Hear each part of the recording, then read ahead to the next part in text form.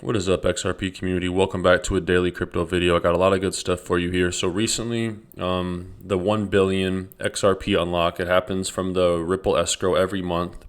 A lot of people are wondering how would this 1 billion XRP unlock affect the markets.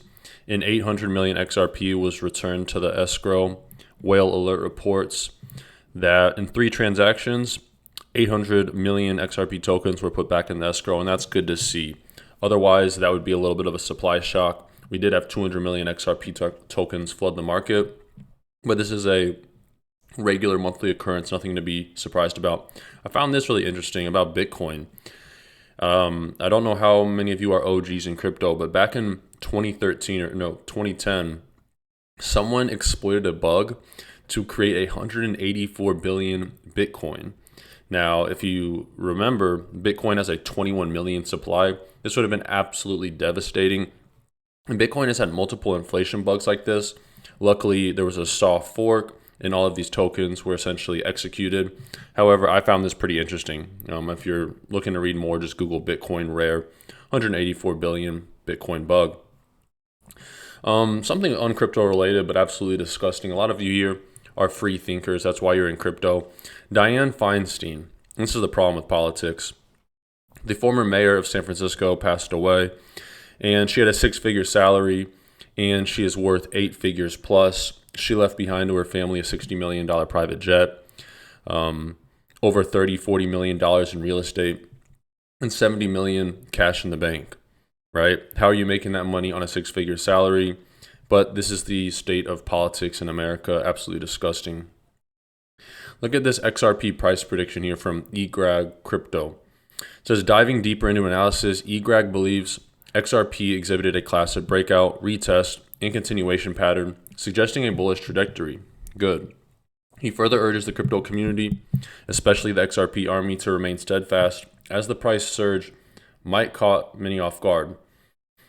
A significant point from the eGrag analysis is the formation of a mega ascending triangle, as you see here in this picture. Should XRP close above 52 cents, the price might escalate to $1.40 quickly, surpassing its previous peak caused by Ripple's legal victory against the US SEC. Back then in mid-June, the cryptocurrency formed a mini ascending triangle and surged nearly 100%, approaching $1. Now we're back to 50 cents. But we're still above a lot of key moving averages, and that's good for any asset. If you guys didn't know, Brad Garlinghouse was hyping up this announcement, and a lot of people felt let down because the announcement was that he got a tattoo. And Crypto Darren, this is all speculation, is saying this riddle is easy. Let me know in the comment sections below. What do you guys think about these XRP riddlers? Are they interesting? Are they entertaining? Do you actually believe them? Here he says, this riddle is easy, Starlink plus XRP. And this was major news. This happened last night around 6 p.m. And I was speculating about this in my past 2 videos.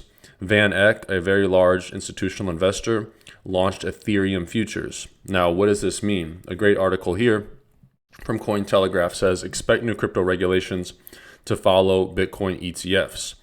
The long-running await for a Bitcoin ETF approval, which the SEC recently pushed back from big companies like BlackRock, gives pensions and funds exposure to Bitcoin. It may well prove to be a positive catalyst for industry growth, but in focusing on price action, observers are missing out on the real benefit of broad-scale institutional adoption. There are a number of areas where institutional involvement is forcing regulators to give straight answers. Chief among these are taxation and compliance. What trades can a business legally make? How should they be disclosed on its balance sheet? And what steps must it take to report these activities?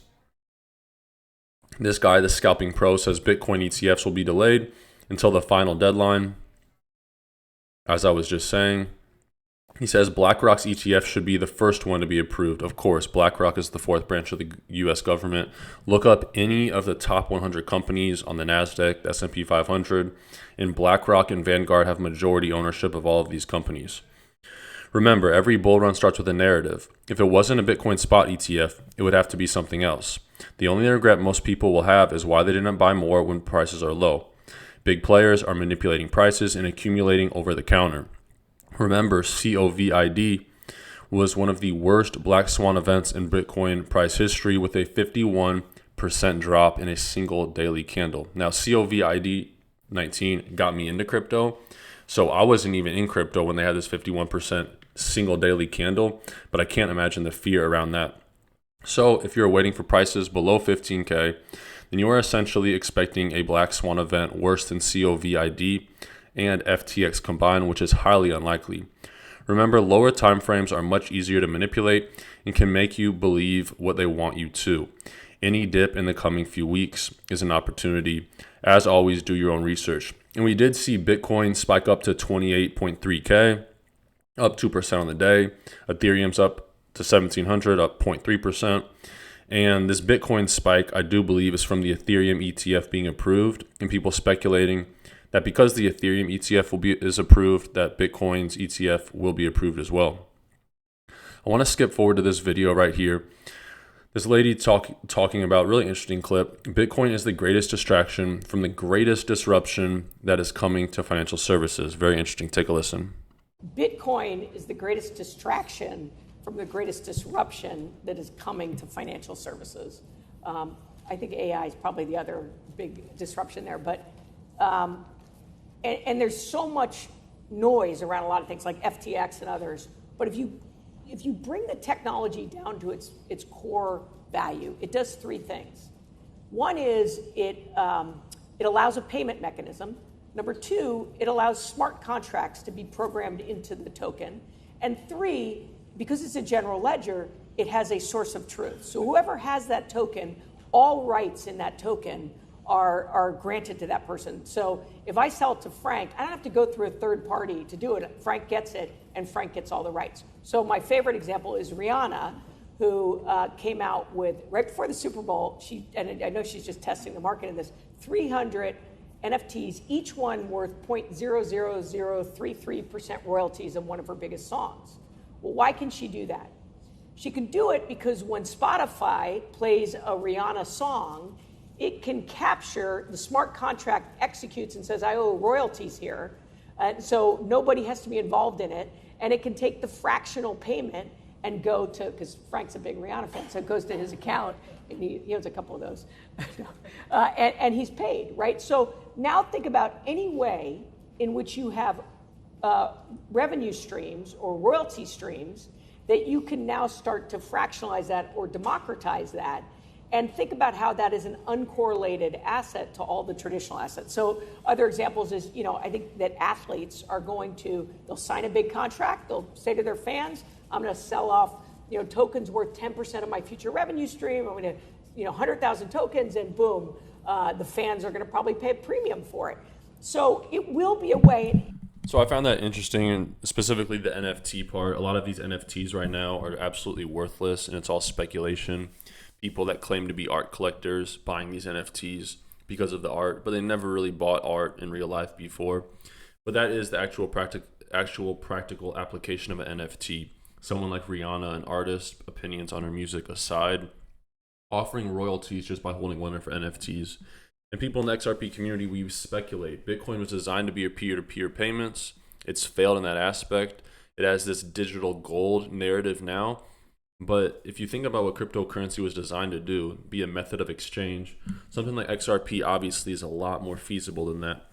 If you guys need a spot to get XRP or Flare, I recommend Uphold. It's sleek, it's simple, it's secure, and it's where I dollar cost average and buy my XRP and Flare daily. If you guys need a spot to get XRP, check out Uphold in the video description below. And a great offer from Webull. If you guys want $41 for free to buy some more XRP, sign up with Webull, deposit 1 penny, and you're guaranteed $41 in minimum stock value. You could get up to $3,000, but typically you just get $40 to $300. Great offers for signing up and depositing a penny. A link to Webull in the video description below. And guys, thanks for the support on the channel. I'm going to be doing a daily upload for the next 300 days, 297 days now. So if you guys enjoy content, daily crypto news, subscribe, hit that like button. It supports the channel. Best way to support the channel. And I really am genuinely appreciative of all you guys following the channel after me taking a little break. God bless you guys. Take care of yourselves. Take care of your families. Until next time.